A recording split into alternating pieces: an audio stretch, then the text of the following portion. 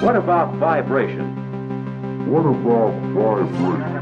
A radio transmitter could coordinate the movement of troops to keep an unbroken contact between our forces on the ground, in the air, and on the sea.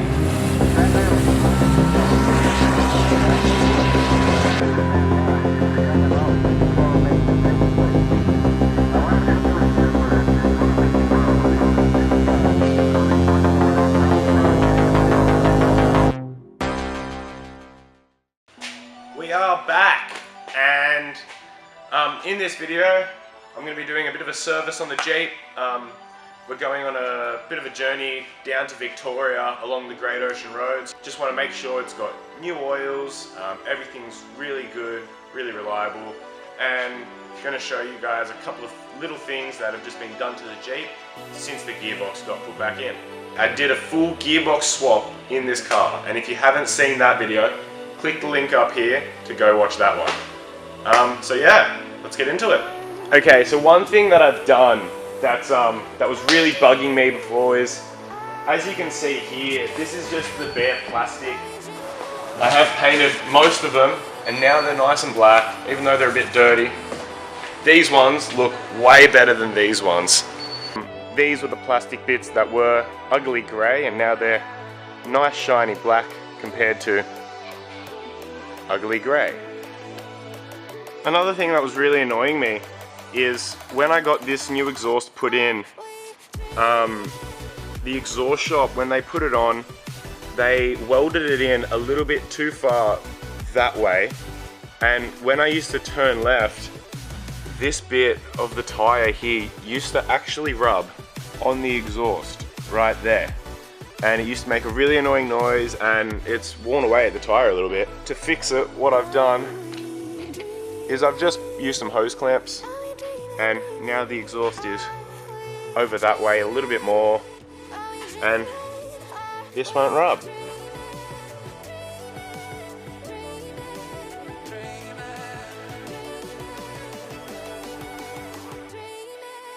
Just another thing that we're going to do, these springs are the stock springs that come from factory. I use this car mainly on road, so I've got a set of King Springs race springs, which are 2-inch lowered. So I'm going to swap these out and put those on, which is going to drop the ride height about that much, and give some better, stiffer handling.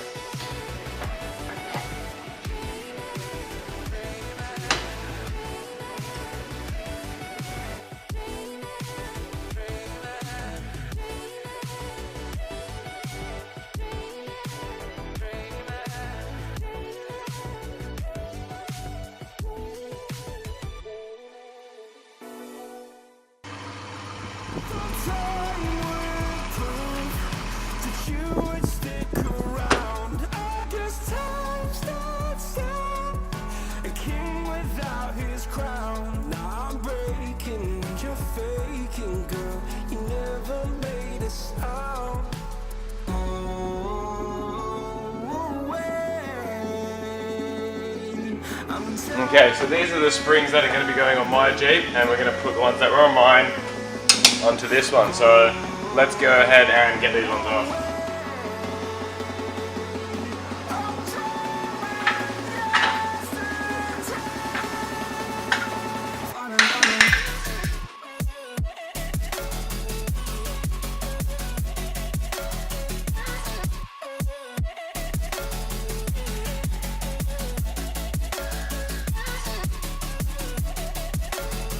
Finally ready to put the new King Springs back in the Jeep, so it's going to drop it about that much and firm up the ride height.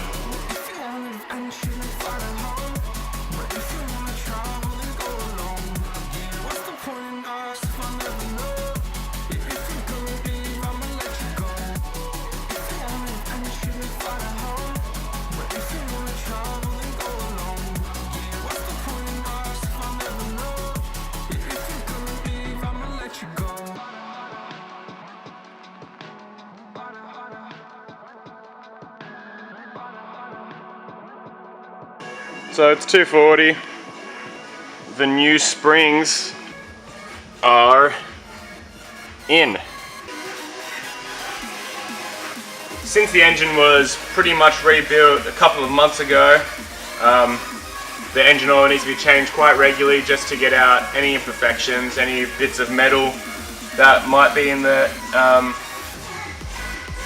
engine oil. So I've got a new oil filter, and I also need to put some of this in. This is limited slip additive for the diffs, just because they've been whining a little bit, so a bit more of that and it'll quiet them down. And then we can drop it down and take it for a drive. Yeah, pretty good.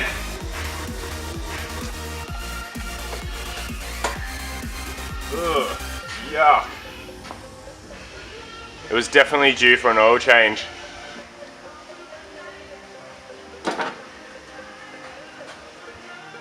Alrighty, so the oil pressure sensor didn't end up working, so we're going to have to swap it out with the engine that we have already taken out of the parts car. And to do that, you need a special tool. We didn't have it, so I have to go down and get this massive socket from Super Cheap. It was only 10 bucks. So now let's put this new sensor into the car.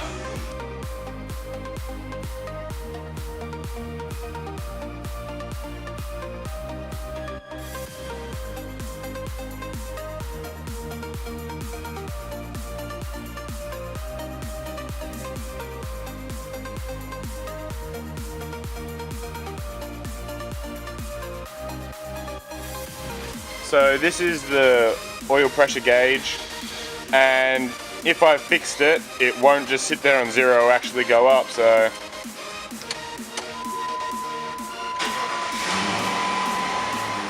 Oh, yeah!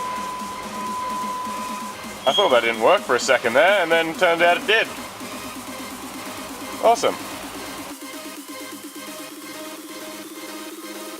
Alrighty, so we've changed the engine oil, put new springs on it, and we've replaced the oil pressure sensor. It all took quite a bit longer than expected because we did have to do springs on and off to another car as well, so it's taken about a good 8 hours, but we're here, we've got some fresh oil, we're going to take it for a quick drive and see how it feels. Pretty happy.